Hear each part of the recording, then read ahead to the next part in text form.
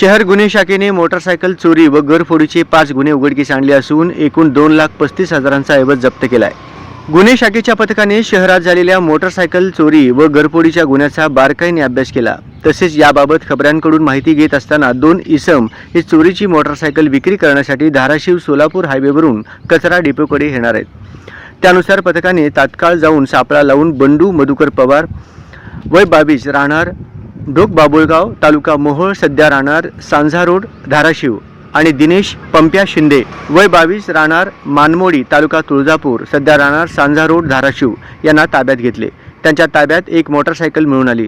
त्याबाबत अधिक तपास करता सदरची मोटारसायकल ही जोडबाई पेठ पोलीस ठाण्याच्या हद्दीतून चोरीस गेली होती. त्यानंतर आरोपी दिनेश शिंदे याच्याकडे कौशल्यपूर्वक तपास करून त्याच्याकडून 4 गुन्हे उघडकीस आले आहेत.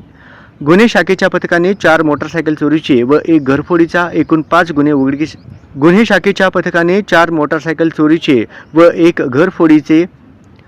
घरफोडीचा एकूण 5 गुन्हे उघडकीस आणून 2,35,000चा मुद्देमाल हस्तगत केला आहे.